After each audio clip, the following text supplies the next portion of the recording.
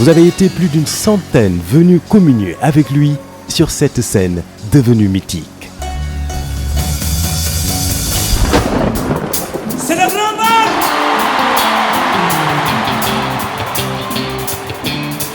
De tous les coins et recoins du monde, le sourire, la bonne humeur, les préparatifs commencèrent. Les tailleurs se mirent à coudre les plus beaux boubous. L'or des bijoutiers reprirent à couler pour le bonheur des belles dames africaines. Vos cris de bonheur et d'exaltation feront monter les décibels. Les solos de guitares électriques se feront plus lancinants, les danseurs tourbillonnant au rythme infernal des tambours africains, tandis que la voix atteindra des octaves jamais égalées. Grâce à vous, l'ambiance sera encore extraordinaire. La fête sera grandiose. Bougez, tirez, chantez, dansez. Vous, Youssou N'Dour, le Super Étoile et Bercy, c'est déjà 17 ans de bonheur partagé. Merci!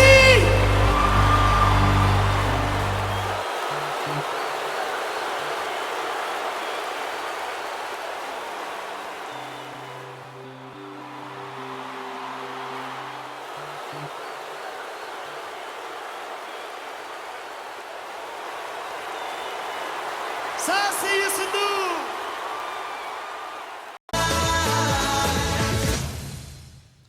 Mesdames, Messieurs, bonsoir. Ravi de vous retrouver pour ce nouveau numéro de votre magazine Sport à la une. Au menu, c'est l'histoire du football. Après 3 semaines du démarrage du championnat national de Ligue 1, le Giraffe de Dakar affûte ses armes. Les Verts et Blancs qui ont pour le moment incorporé pas moins de 7 nouveaux joueurs veulent renouer avec le titre de champion du Sénégal. Le Ndiambour de Louga, de son côté, qui a sauvé de justesse sa place en Ligue 1, veut rentrer dans une nouvelle ère avec un nouveau président. L'espoir renaît chez les supporters lougatois.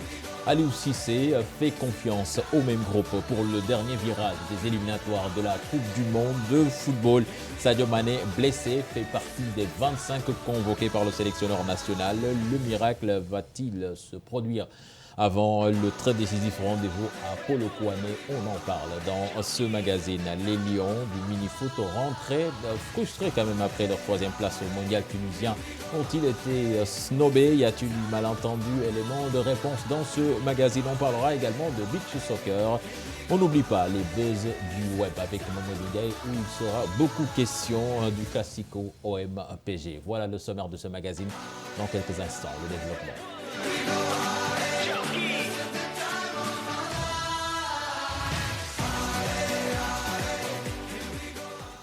Bienvenue à toutes et à tous, beaucoup d'invités ce soir. Vous allez les découvrir en même temps que nous. D'abord, Cher Sidiba, l'entraîneur de l'équipe de mini-foot qui a été médaillé de bronze à la Coupe du Monde en Tunisie. Cher Sidiba, bonsoir. Bonsoir, cher Zalé, qui fait partie du 12e Gaindé, qui sera là pour nous parler du Gaindé d'or.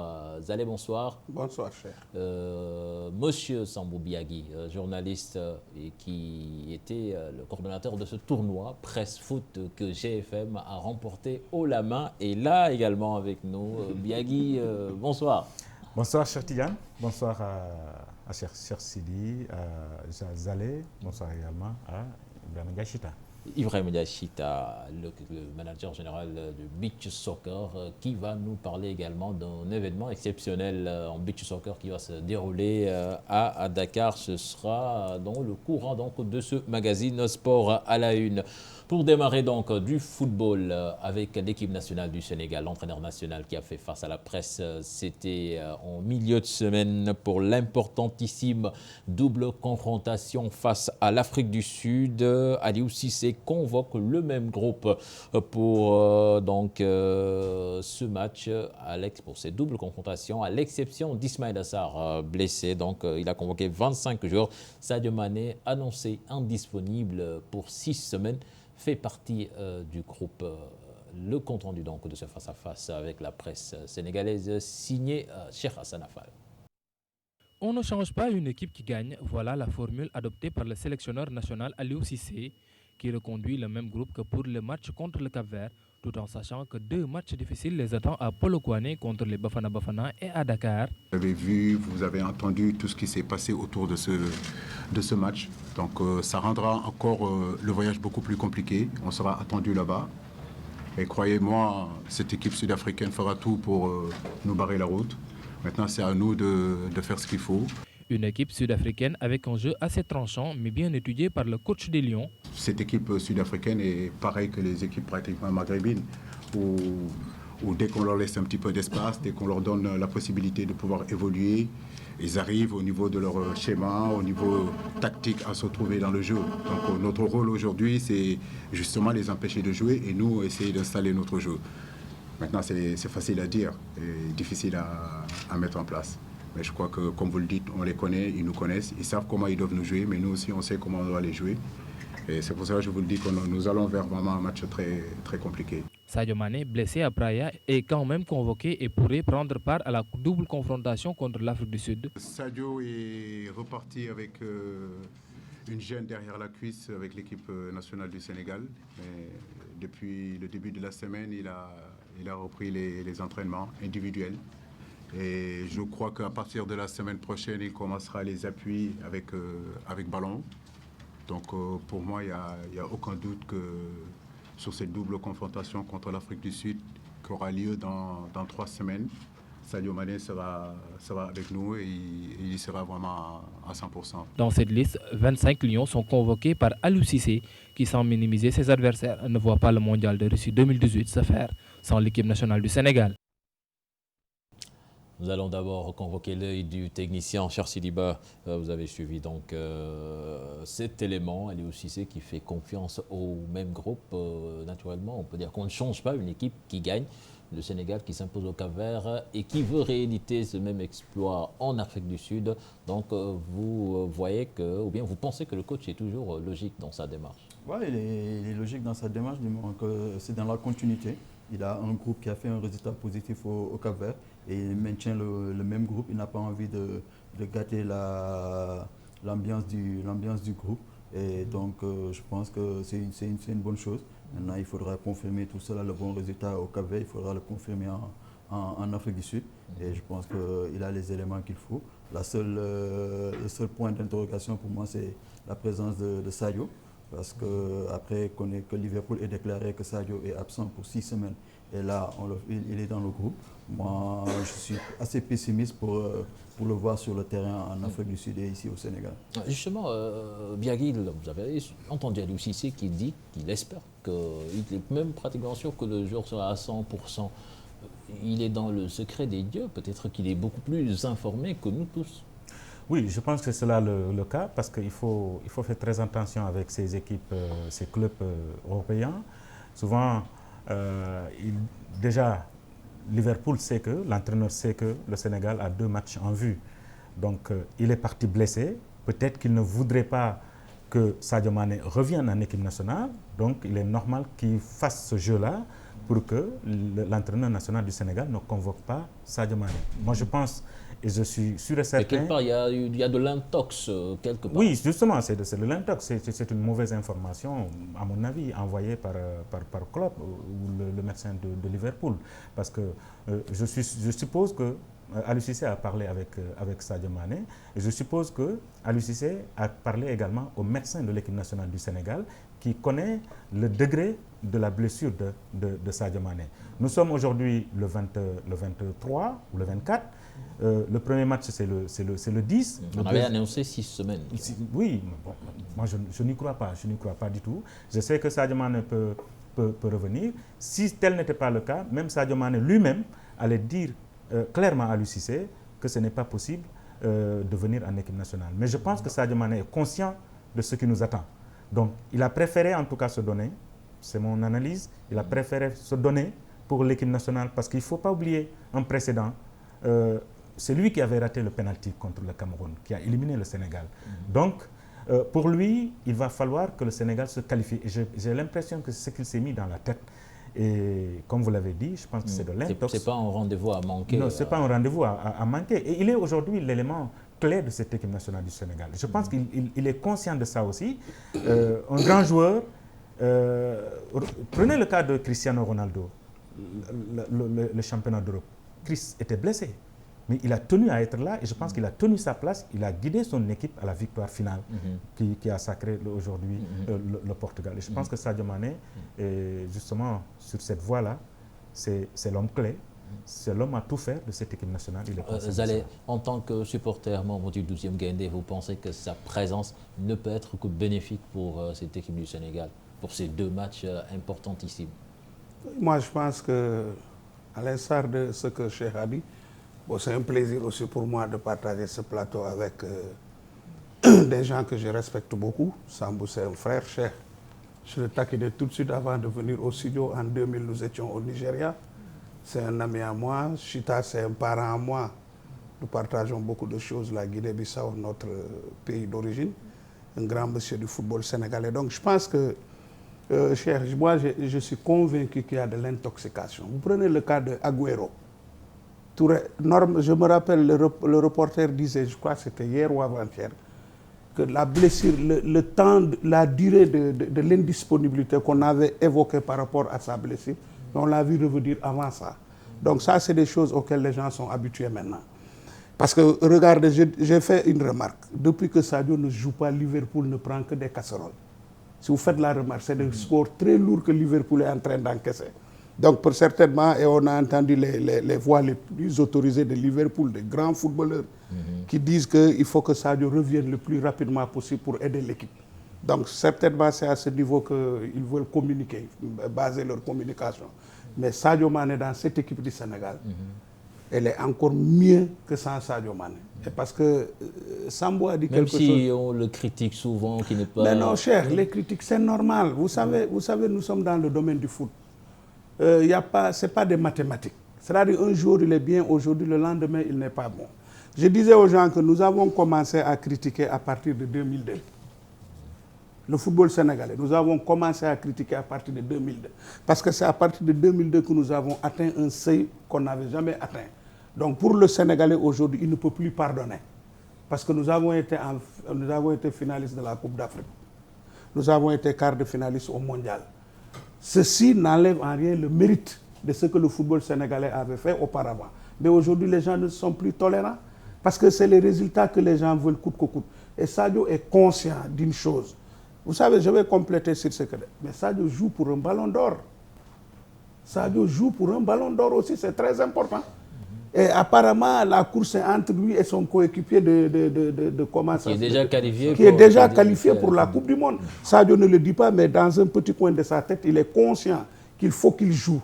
Imaginez que Sadio nous donne le but de la victoire en Afrique du Sud. Et en apothéose qu'il marque encore à Léopold Senghor lors du dernier match.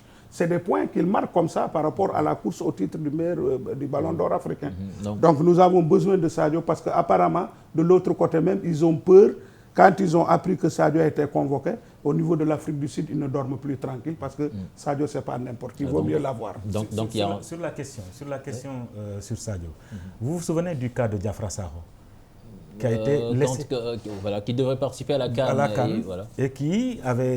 dont le club avait déclaré qu'il était forfait et qui a joué pour 3 semaines. Mais avant que le premier tour de la CAN. Non, avant le premier match du Sénégal. Il a joué avant le premier match du Sénégal à la CAN. Ça veut dire que c'était aussi... Sadio, est, à mon avis, est dans le même cas. Je pense que c'est le club Liverpool, comme l'a dit Zalé, qui, sans Sadio, voilà, est transparent. Notre doyen, il n'aime plus parler du foot à 11, mais quand même, on va l'interpeller, Ibrahima Ndiaye Chita. Ce match Sénégal-Afrique du Sud, quand même, un match à rejouer, certainement dans un contexte qui sera beaucoup plus difficile. 2 équipes qui ambitionnent de se qualifier à la Coupe du Monde. Comment est-ce que le Sénégal doit appréhender cette rencontre? Mais je vous remercie d'abord de l'invitation. Comme je vous l'ai dit tantôt, j'avais pris la décision de ne plus parler de foot à 11. Ça, je garde ça pour moi. Et je vais regarder comme le Sénégal est lambda, comment les choses se passent. Donc ça, c'est une décision que j'ai prise. Mais bon, mon forcé a quand même donné quelques mots. Et je crois que ça aussi, il faut me le concéder. J'ai pris l'initiative de ne plus parler de ce qui ne m'intéresse plus. sinon le beach soccer. Mais je ne donnerai aucun avis par rapport à ce qui se passe dans l'équipe nationale, des choses que je ne maîtrise pas. Bien vrai que je suis membre de la direction technique et que j'ai des appréhensions par rapport à ce qui se passe. Et ça, je les garde pour moi. Je parlerai que de beach soccer, rien que de beach soccer. Alors on vous le concède, doyen. Cher Sidiba, ce match Afrique du Sud-Sénégal, donc un match très très important. On sait que du côté sud-africain, certainement, on aura toujours en travers de la gorge cette histoire de match à rejouer, ce qui veut dire que le Sénégal sera forcément en terrain hostile pour ce match. Ouais, c'est sûr que déjà qu'ils ont cassé les prix des billets à l'entrée pour l'entrée au stade. Donc ça veut dire qu'ils veulent remplir le stade à ras-le-bol. Et donc il faudra s'attendre à un match d'homme. Ce sera un match d'homme. Ce sera un match pour une qualification en Coupe du Monde. Je pense que les joueurs en sont conscients. Et le match à rejouer, ça allait rester en travers de la gorge. Donc ce qui veut dire qu'ils feront le tout pour gagner ce match. Et déjà, ils savent que s'ils gagnent les 2 matchs, ils sont qualifiés à la Coupe du Monde. Donc ce sera une motivation pour eux. Et c'est une nouvelle équipe. Il faut dire que c'est une nouvelle équipe qui est là actuellement parce qu'il y a un nouvel entraîneur qui a amené de nouveaux jeux. Donc ils vont se montrer. Ils l'ont fait contre le Burkina. Personne ne s'attendait à que l'Afrique du Sud batte le Burkina par 3 buts à 1. Donc ils l'ont fait en première mi-temps, ils ont résumé le match en une mi-temps. Si le Sénégal n'est pas assez concentré, ne rentre pas bien dans le match, je pense qu'ils auront d'énormes problèmes.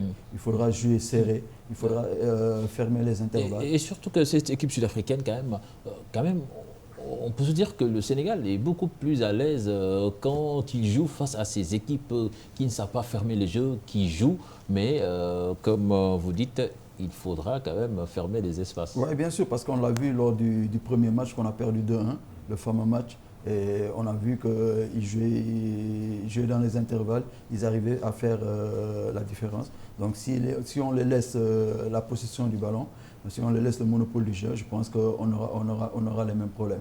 Maintenant, là, il faudra jouer serré, avoir un bloc haut pour essayer de contrecarrer les offensifs sud-africaines.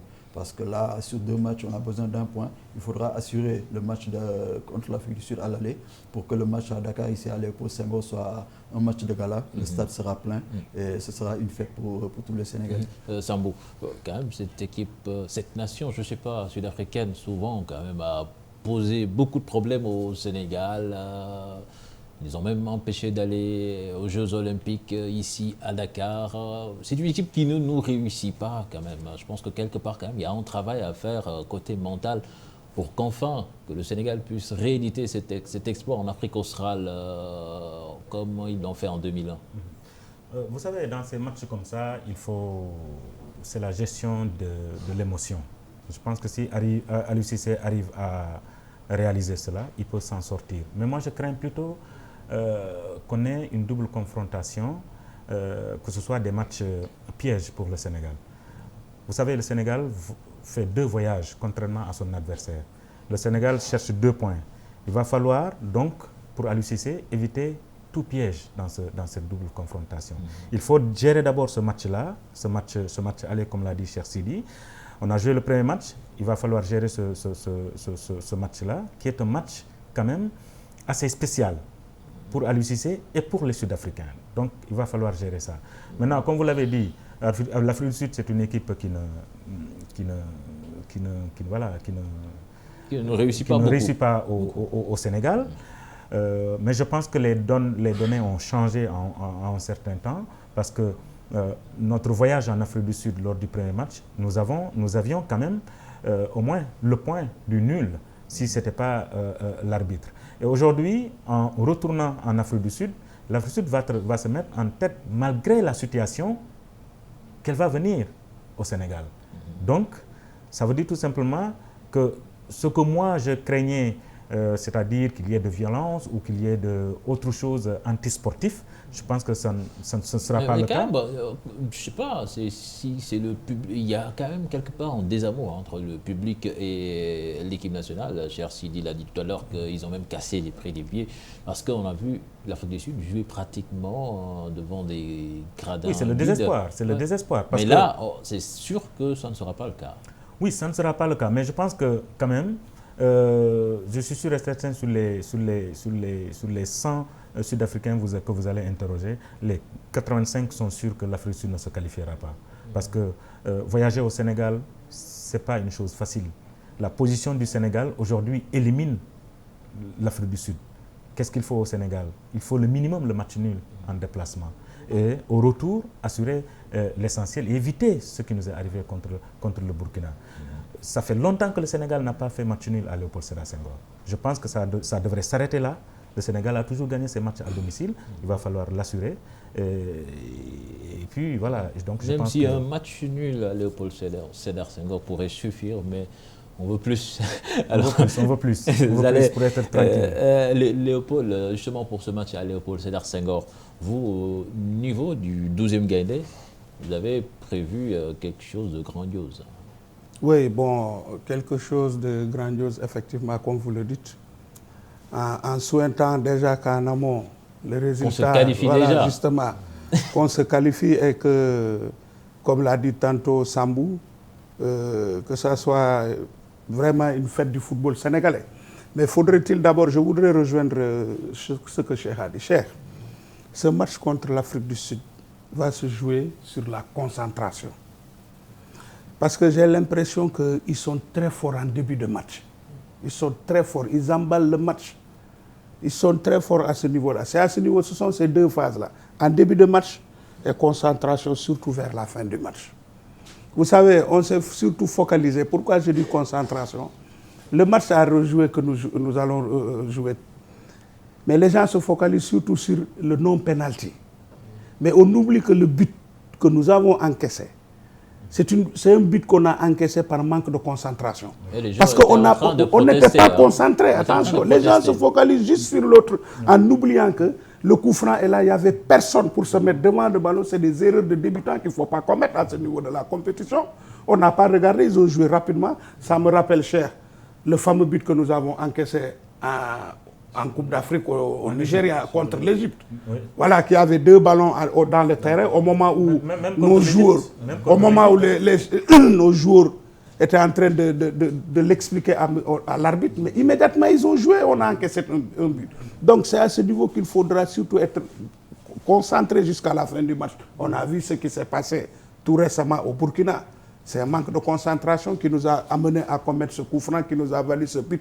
Aujourd'hui, on ne serait même pas là en train de parler parce qu'on aurait déjà pris 2 points sur l'autre, on avait 10 points. Maintenant, l'un dans l'autre, il faudra que les gens soient concentrés. Maintenant, comme nous le souhaitons tous, que nos prières les accompagnent, si on venait à faire un très bon résultat en Afrique du Sud, nous, ce qu'on a prévu au match retour, c'est de faire en sorte que l'on s'approche un tout petit peu de ce qui se fait de meilleur, de mieux aujourd'hui en Afrique. C'est-à-dire que nous avons prévu, avec un partenaire qui va nous accompagner, la confection de 60 000 drapelets que nous allons remettre à tout supporter qui vient au stade, à vous les journalistes, à tout le monde, comme ça se fait ailleurs. Voilà, chacun aura un drapelet, ça nous fera 60 000 drapelets dans un stade. Vous imaginez cette belle chorégraphie au moment de chanter l'hymne national du Sénégal.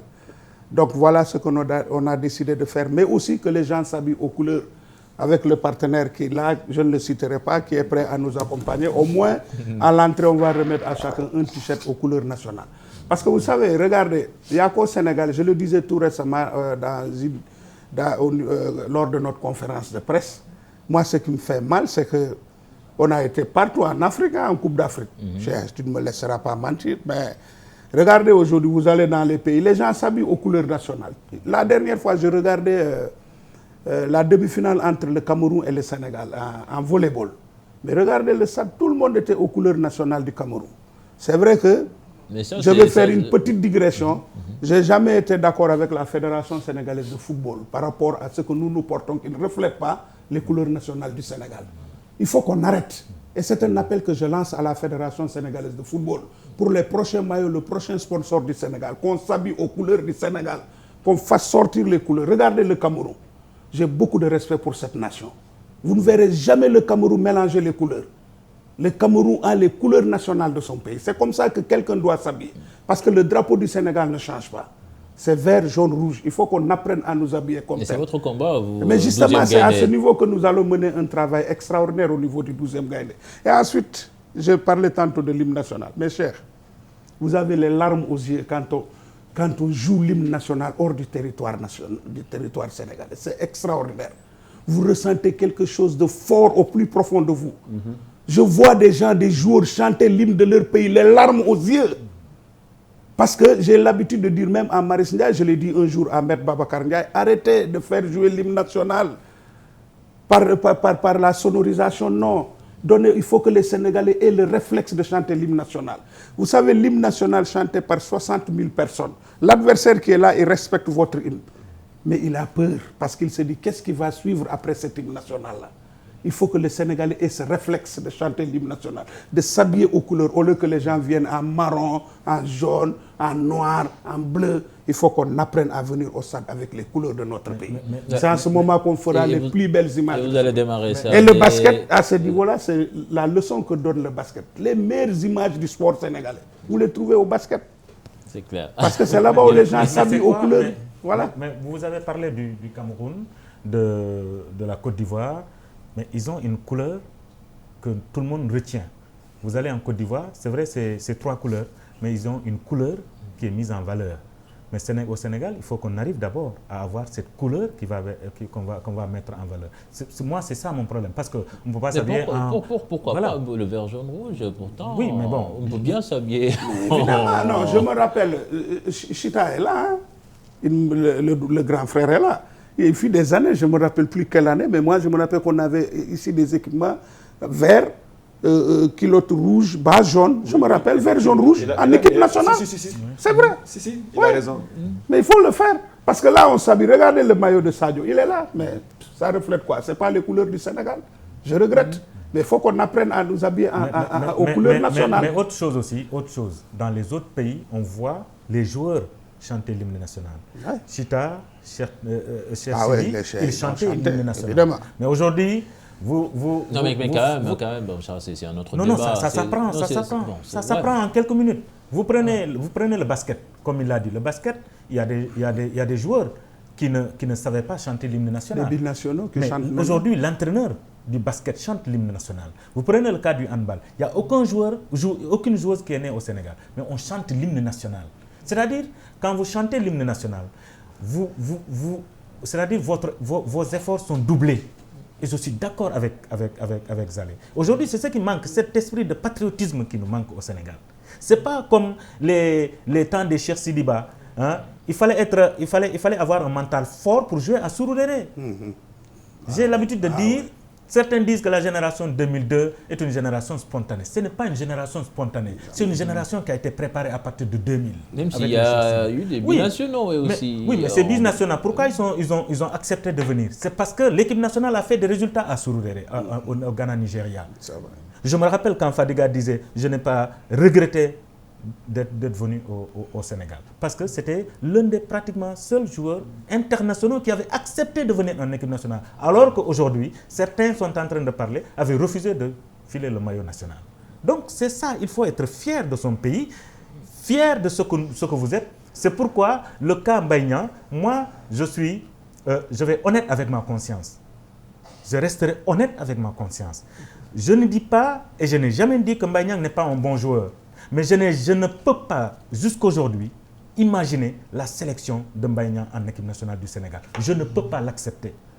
Parce que moi, je suis patriote. Et je veux quelqu'un qui est patriote, qui sait défendre les couleurs du Sénégal, qui veut défendre les couleurs du Sénégal, qui se bat pour les couleurs du Sénégal. Mbaye Niang, ce n'est pas son cas. Je suis désolé. Vous savez, la seule fois où j'ai eu peur dans ma vie, c'est à Surulere. Oui. C'est la seule fois. J'ai fait beaucoup de ça en Afrique. Mais ce jour-là, c'est le jour-là que j'ai cru que je n'allais plus rentrer au Sénégal. C'est le jour où il y a eu des chevaux dans... Parce que les chevaux, ils ont une chanson là, une sorte de chanson funèbre là. Moi, vraiment, quand ils l'ont chanté, mais pratiquement, nous, on était complètement... On n'avait plus qu'une seule envie, c'est de rentrer. Mais les Cheikh Sidiba avaient bien tenu le coup. Mais il avait tenu. C'est pour cela qu'il a raison, parce que c'est le mental, cher. Vous avez parlé de mental tantôt. C'est le mental qui fait la différence. Parce que à la veille de Nigeria-Sénégal, à Surulere, nous on était là, la veille, ils ont fait un micro-trottoir. Ils ne nous ont jamais donné un 1. C'était des 8-0, des 7-1, parce qu'à l'époque, l'équipe était composée en majorité de joueurs locaux. Donc le Nigeria avec les Okocha, Les Sunday au lycée, les Finidi Georges, mais non, je dis, c'est énorme ça. En plus des animaux. Alors, ils ont cru qu'ils allaient nous mater. Alors, jusqu'à la 85e minute, ils ont vu l'élimination. Ils n'ont jamais cru. Et c'est le mental qui a permis, avec toutes les composantes qui étaient là pour faire en sorte qu'on ne gagne pas. À un même moment donné, ils avaient cru que, je crois qu'il y avait des gens qui s'échauffaient derrière nos buts. Les policiers étaient venus pour leur faire ça, croyant que c'est leur échauffement qui fait qu'ils ne peuvent pas égaliser. Voilà. Voilà, donc, comme le dit Sambou Biagui, il faut que tous les joueurs de l'équipe nationale apprennent à chanter cet hymne national du Sénégal pour plus booster leur fibre patriotique, c'est ça. Voilà, donc Sénégal, Afrique du Sud, Sénégal d'abord le 10 novembre.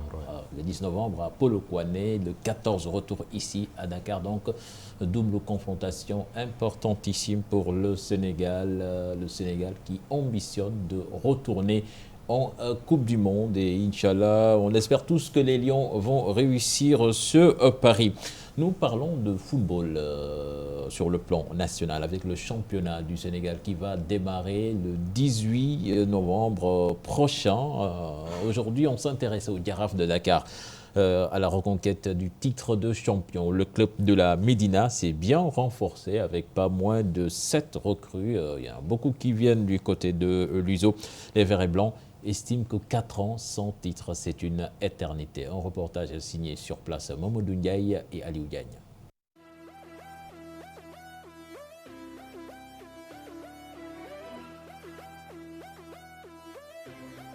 Le Jaraaf de Dakar en pleine préparation pour la saison 2017-2018.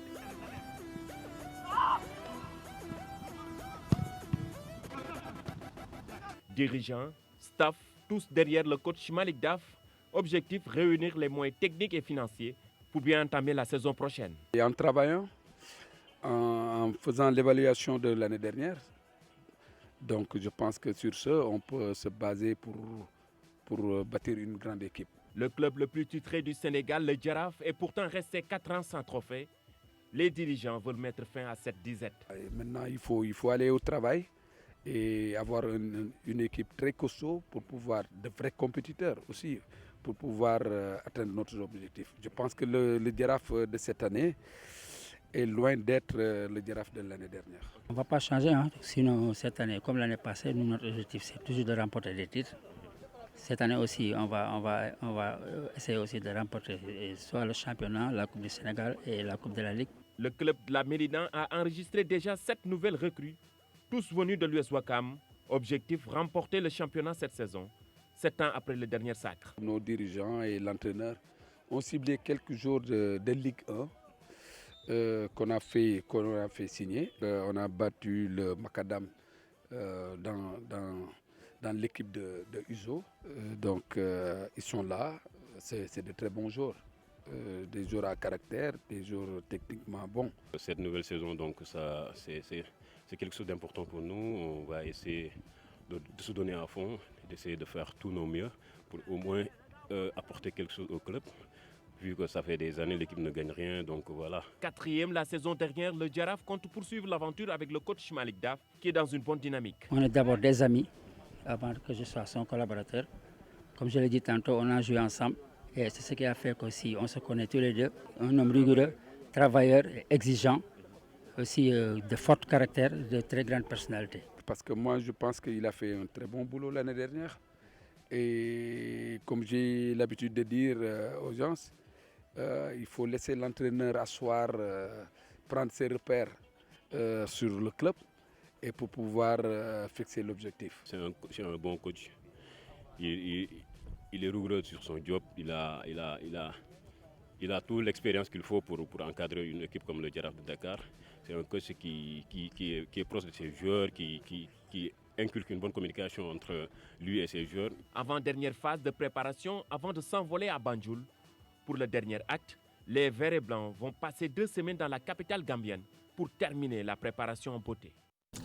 Voilà, le Giraffe de Dakar, donc en pleine préparation de pré-saison, le Giraffe qui veut régner en Ligue 1. Cher Sidi, quand même, on a vu des académies qui sont en train de pointer le bout du nez, Génération Foot, Djambar. Et c'est d'autre côté, d'autre part, nos équipes traditionnelles qui semblent être à la traîne. Où se trouve le problème? Pourquoi ces équipes comme le Giraffe ne brillent plus? Je pense que le problème, c'est la différence, c'est une meilleure organisation, la logistique, les terrains d'entraînement. Ils ont plus de temps d'entraînement que les clubs traditionnels parce qu'eux, ils ont le terrain à eux. Ils ont la chance de s'entraîner le matin et de s'entraîner l'après-midi, de répéter leur gamme. Or qu'ici, pratiquement tout le monde sait que les clubs traditionnels s'entraînent au stade Demba Diop. Ils louent pour 1 heure de temps, maximum 1h30. Et là, tu n'as pas le temps de travailler, de répéter les gammes. Donc c'est ça qui fait la différence. Les joueurs dans les académies, ils ont tout avec eux. Et donc c'est qui fait que depuis plusieurs années maintenant, les académies mènent la danse. Mais là maintenant, il faudrait que ça change, que les clubs traditionnels aient une autre vision et essayent d'investir dans l'infrastructure, avoir leur terrain à eux. Et là, ils auront plus de terrain d'entraînement pour répéter les gammes, pour pouvoir répéter les phases tactiques et tout. Et là, ils pourront damer le pion aux académies parce qu'ils ont plus d'années d'expérience, ils ont plus de vécu. Et ce n'est pas normal que les académies, en 5 ans ou 10 ans de présence, maintenant, elles survolent le championnat national. Biagui, comme le dit Cher, il va falloir donc que ces clubs se réinventent. Oui, mais il faudra dire que ce n'est pas les clubs traditionnels et ces clubs dont vous parlez, ce n'est pas la même chose. C'est des clubs entre guillemets privés. C'est une propriété privée contre un club traditionnel qui est géré par des hommes, des supporters qui sont venus autour de l'équipe. Donc la gestion, elle est différente. Mais aussi le fait que ces clubs traditionnels sont des clubs pluridisciplinaires. Aujourd'hui, vous prenez le cas du Duc, on entend plus de basket que de football. Et pourtant, cette équipe, il y a bien le football. Le Giraffe, la même chose. Il y a le basket, ainsi de suite. Donc, c'est autant de paramètres qu'il faudra gérer. C'est pourquoi moi, je suis bien placé pour parler du Giraffe, parce que je suis membre du comité directeur et je suis vice-président de commission. Contrairement aux joueurs, le joueur et les supporters peuvent dire que l'objectif, c'était au moins d'avoir un titre. Mais nous, au comité directeur et au bureau, ce n'était pas le titre. Ce n'était pas d'avoir un titre ou quoi que ce soit, mais c'était plutôt assainir le club et essayer d'instaurer, de suivre un peu les pas de ces clubs dont vous parlez, c'est-à-dire Génération Foot, Djamba, c'est-à-dire les acquis que le club a, côté infrastructure, qu'on puisse véritablement les mettre en œuvre. Qu'on puisse les mettre en œuvre. Mais justement, quand on dit qu'il va falloir que vous vous réinventiez, quelque part, on voit que quand même, il y a eu cette disette. Les titres font vivre quand même les grands clubs comme le Giraffe. Si vous continuez sur cette lancée, ce sera le début de la fin. Oui, mais vous savez, le nouveau bureau fait 4 ans. Nous avons des infrastructures, des terrains qu'il va falloir donc élever au rang international. Donc, le plus gros souci, c'était ça. Après cela, maintenant, nous allons penser au titre. N'oubliez pas que le Giraffe a eu un titre chez les juniors avec le titre de Coupe du Sénégal. Donc, l'objectif, en tout cas, au sein du comité directeur et du bureau, c'était vraiment pas le titre. C'était de faire le terrain de Gaspard Camara, dont les travaux vont démarrer en décembre 2017, là. Mais aussi les hectares de Yen qu'il va falloir réhabiliter pour véritablement avoir une infrastructure qui répond aux normes internationales. Donc c'est comme ce qui se passe à Niaritali la semaine dernière. Vous avez entendu le président d'Ivry Louad qui disait que maintenant leur objectif c'est de rentabiliser ce terrain qu'ils ont et au détriment du résultat. Mais quelque part aussi, est-ce que ce n'est pas risqué? Parce que Cher a raison, hein, parce que aujourd'hui, vous passez tout votre temps à louer un terrain. Le résultat ne peut pas suivre. Ce n'est pas possible, 1 heure de temps, alors que l'adversaire à côté a toute une journée et même toute une semaine où il s'entraîne sur le même terrain. Il n'a pas de contrainte de temps. Mais ici, on vous dit, vous avez 1 heure de temps, 1h30 minutes. Donc, du coup, les entraînements sont bâclés. Mais quand vous avez votre infrastructure, vous travaillez mieux. Donc, il faut miser sur le présent pour bâtir l'avenir. Et c'est ce que le Jaraaf est en train de faire. Je suis sûr que Nyari Tali également a compris qu'il faut cela parce que louer un terrain tout le temps. Après, vous avez un titre. Demain, vous allez descendre en deuxième division. Regardez ce qui est arrivé à Gorée. Regardez ce qui est arrivé à la Douane. Regardez ce qui est arrivé au Ndiambour. Regardez ce qui est arrivé à la Sonacos. Donc, c'est parce que l'infrastructure n'est pas là. Vous gagnez un titre. Après, vous descendez en deuxième division, en Ligue 2. Ça fait quoi? Vous n'avez rien gagné.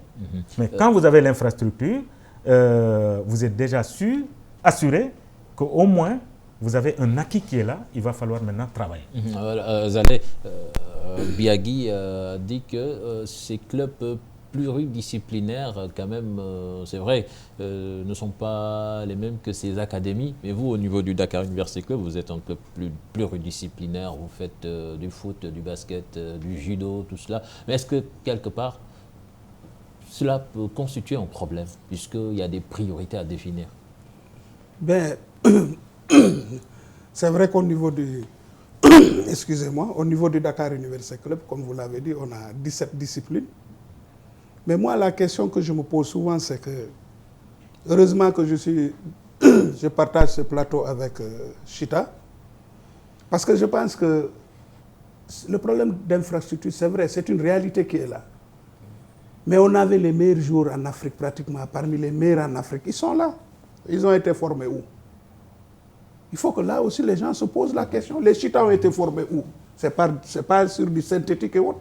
Et pourtant, on avait le talent. Combien de fois ils ont gagné la Coupe de l'UFOA? Les Gorées qui allaient 3 fois en demi-finale de la Coupe d'Afrique des clubs champions, la Jeanne d'Arc, les Jaraaf.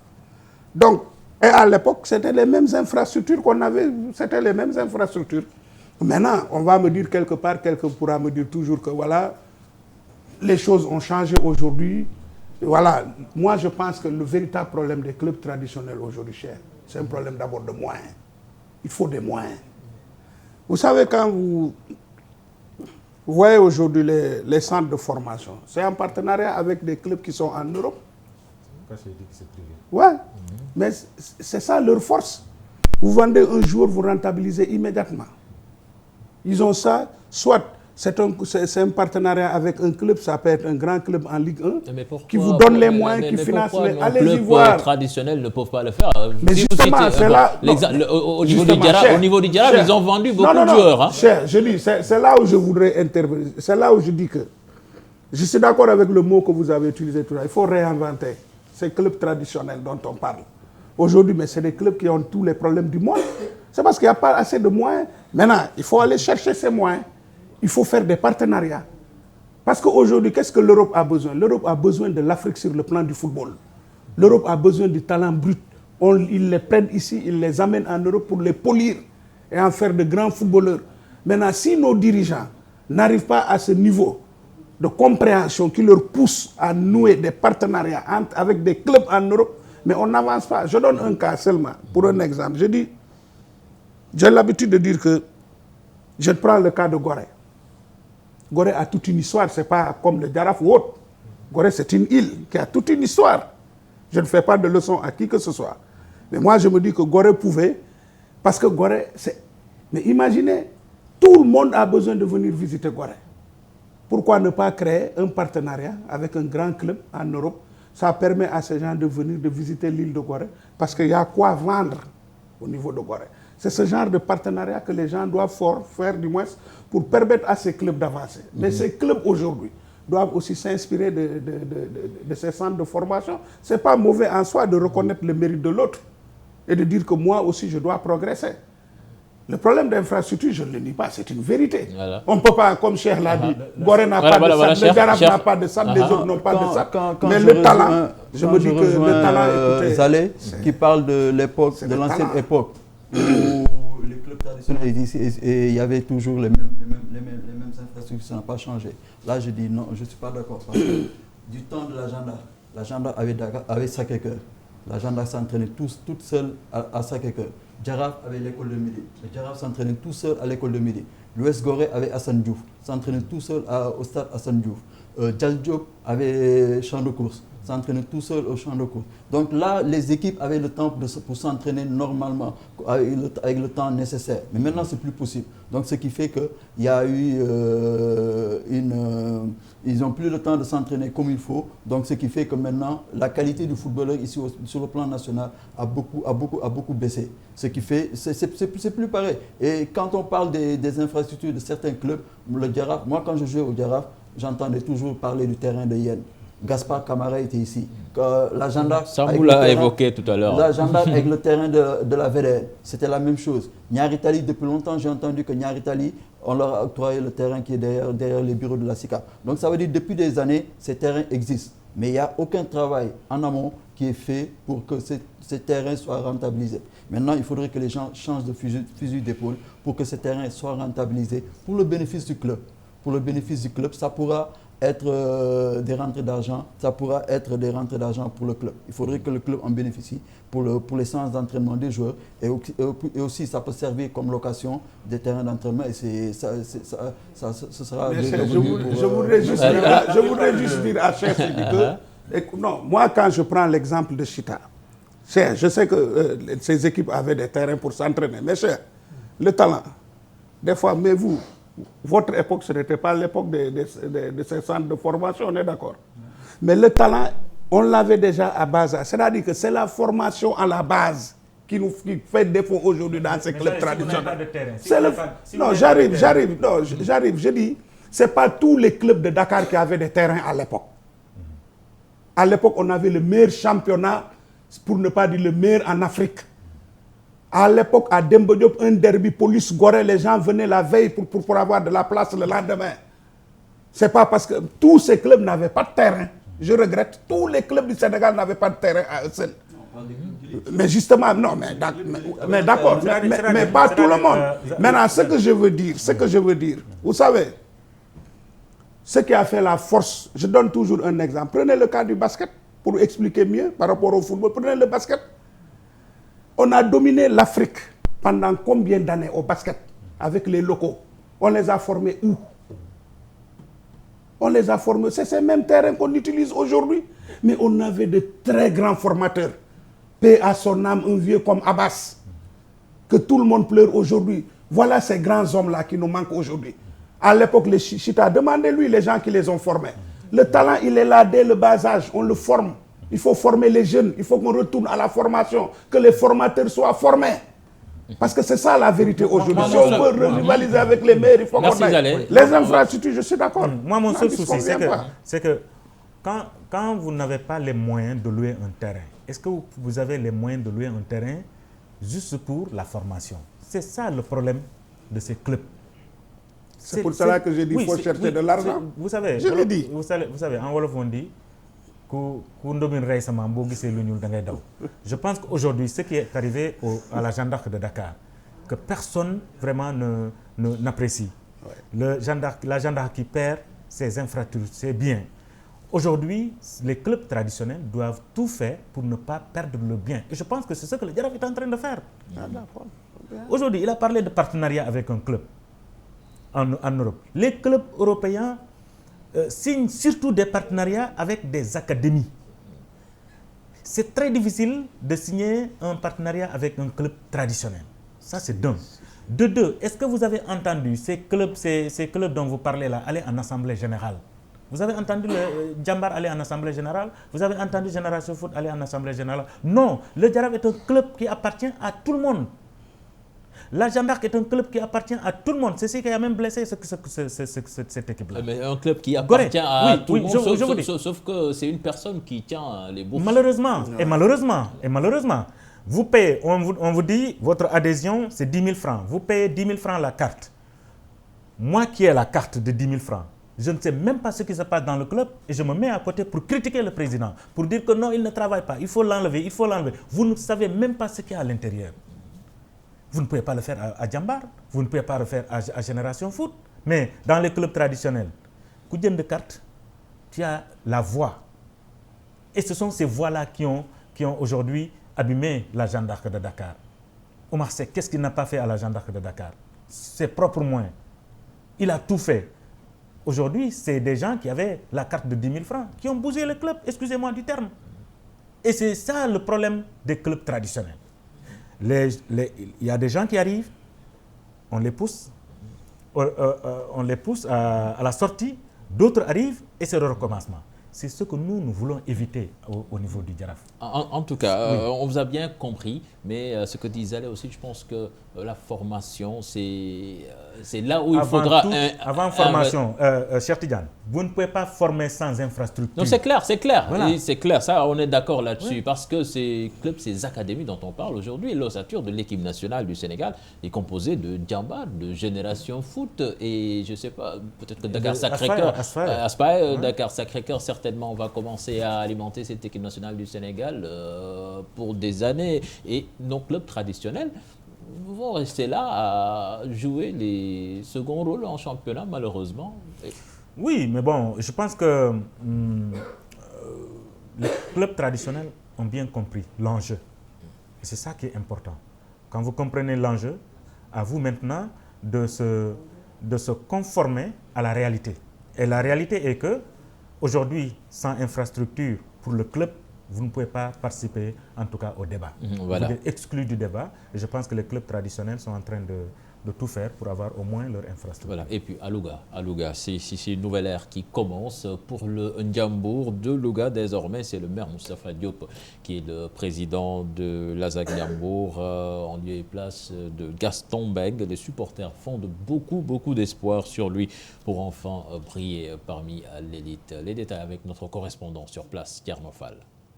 L'intronisation de Moustapha Diop, maire de Louga, pour terminer le mandat de Gaston Mbengue, qui a démissionné de son poste de président du Ndiambour, a suscité beaucoup d'espoir chez certains Lougatois. Je pense que ce que le président Gaston Mbengue a fait, donner les rênes du club au maire de la ville, M. Moustapha Diop, je pense que pour constituer un déclic. Et avec ce nouveau bureau, avec véritablement l'engagement de son président, M. Moustapha Diop, et de l'ensemble de ses collaborateurs, on pourra avoir vraiment l'effet escompté, avoir les objectifs qu'on se fixe. Ces derniers pensent que l'arrivée du ministre peut ouvrir de nouvelles perspectives pour l'équipe fagnon de la région, surtout en termes de mobilisation de ressources financières. Aujourd'hui, quoi qu'on puisse dire, donc l'ASAC Ndiambour par rapport au championnat, au déroulement du championnat, vraiment on s'attend à de meilleurs résultats. Et pour ce faire, il faut véritablement qu'il y ait une harmonie entre les acteurs du football, mais aussi il faut véritablement qu'il y ait des moyens. Donc cette année, comme l'a dit le président Moustapha Diop, lorsque effectivement il a été installé, qu'il avait des ambitions, pas seulement de se maintenir en Ligue 2, en Ligue 1, mais de renouer avec les trophées.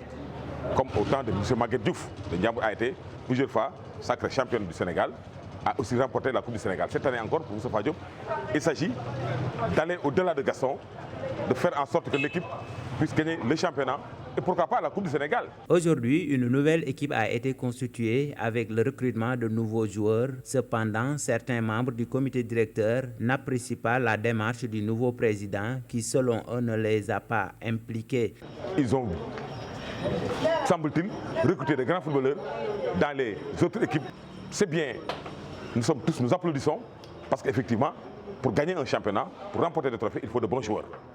Mais ce que nous récusons, ce que nous fustigeons, c'est le fait que Moustapha Diop et son staff, Moustapha Diop, qui n'ont pas vraiment informé ou impliqué la nouvelle équipe, l'ancienne équipe qui était là. Ils nous ont zappés. Une situation qui ne correspond pas du tout avec les préoccupations des Ndiambour qui veulent que tout le monde soit impliqué pour que le club puisse retrouver son lustre d'antan. Ce que je conseille au nouveau comité directeur, au niveau des membres de l'équipe dirigeante, c'est d'essayer d'être large, de n'oublier personne, d'avoir tout le monde au sein du club pour qu'on en finisse une bonne fois pour toutes. Il faut qu'il y ait une très bonne organisation. Il faut qu'il y ait de l'ambition. Donc il faut qu'ils s'y mettent et ensemble et ne pas créer des dissensions. L'équipe est déjà dans l'élite. mais pour qu'au moins les résultats suivent. Et je pense que ça, nous ne pouvons le réussir que quand nous serons ensemble, et j'espère que nous serons ensemble. Et très sincèrement, j'ai espoir pour que le Ndiambour, pour qu'on retrouve le Ndiambour d'antan, le Ndiambour des Poulots, le Ndiambour des Ibou Ndaw Kébé, le Ndiambour des Ibou Ndaw Diao. Voilà, donc Ndiambour de Louga qui change de président. Beaucoup d'espoir chez les supporters. Mais Biagui, est-ce que ce qu'on a vu dans le reportage est rassurant? Je pense que le Ndiambour, vous m'excuserez du terme, est en train de creuser sa propre tombe. Ah bon? Oui, parce que quelques éléments me font croire à cela. D'abord, c'est le vice-président qui fustige son président, la démarche de son président. Ça, c'est d'un. Deuxièmement, dans le reportage, quelqu'un a parlé de Maguette Diouf, confondant Maguette Diouf à Moustapha Diop. Il faudrait qu'il fasse attention. Maguette Diouf a été président du club avant qu'il ne soit ministre. Ça veut dire que c'est quelqu'un qui était intéressé par le club avant qu'il ne soit ministre. Aujourd'hui, j'aimerais bien savoir où était Moustapha Diop depuis que le Ndiambour existe. Est-ce qu'il était même membre du comité directeur d'antan, de l'ancien comité directeur? Est-ce qu'il était membre du bureau? Qu'est-ce qu'il a fait pour le club? Tout le monde connaît Gaston. Est-ce que Moustapha Diop, pendant ce règne de Gaston, a investi dans le club? Voilà un questionnement que moi, que je réponds par la négative, en disant que voilà, le Ndiambour véritablement est en train de creuser sa tombe, parce que je suis sûr et certain, avec ces propos du vice-président, c'est le chaos qui se dessine. Qui s'annonce. Bon, espérons le contraire. Espérons, soyons un peu plus optimistes. C'est tout ce qu'on souhaite. Aujourd'hui, le Ndiambour est un grand club. Le Ndiambour ne doit pas jouer les seconds rôles si on regarde l'histoire du football sénégalais. Je pense que c'est une équipe qui a marqué quand même notre football. C'est une équipe qui doit exister. Et je pense qu'avec un petit soutien, Gaston faisait du bon travail. Il va falloir maintenant avoir une bonne équipe. Parce que, vous savez, notre football, ce n'est pas seulement les moyens qui font la différence, mais c'est surtout les idées. Le management, c'est très important. Voilà, donc c'était tout ce qu'on pouvait dire aujourd'hui sur ce football local du Sénégal. Et on continuera à en parler avant le démarrage du championnat. Déjà, il y a le tournoi de l'Assemblée nationale qui se profile à l'horizon pour la semaine prochaine. Le TP Mazembe, là, on parle de football africain. Le TP Mazembe en finale de la Coupe de la CAF. Les Corbeaux de Lumumbashi, tenant du titre, ont fait match nul. 0 but partout face au FUS de Rabat. À l'aller, il s'était imposé 1-0. Donc le TP Mazembe qui jouera la finale face aux Sud-Africains de Supersport. Le football sud-africain donc très performant en club.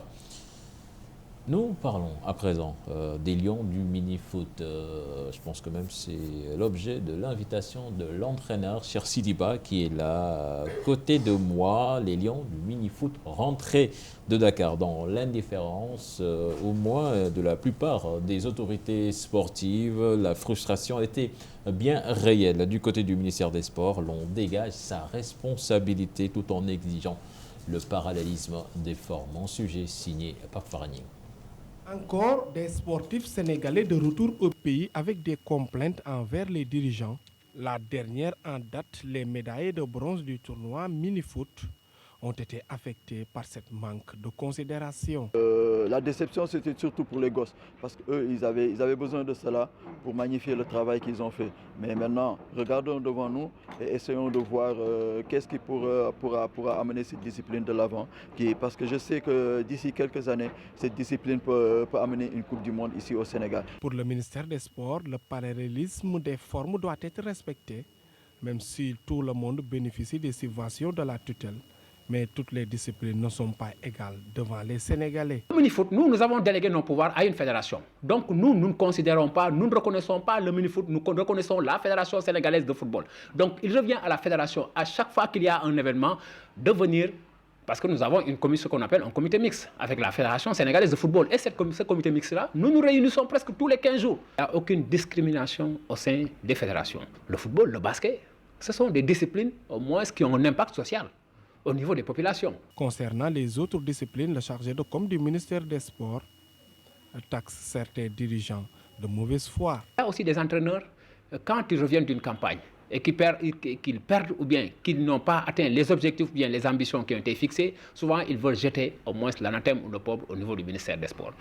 Et au tout début, en tout cas, de l'orientation budgétaire, il y a l'arbitrage. Et quand on définit l'arbitrage, la Fédération sénégalaise de volley sait ce qu'elle a aujourd'hui. Toutefois, certaines disciplines réclament un coup de pouce pour remporter des trophées majeurs. La fédération n'a rien fait, on ne l'a pas senti.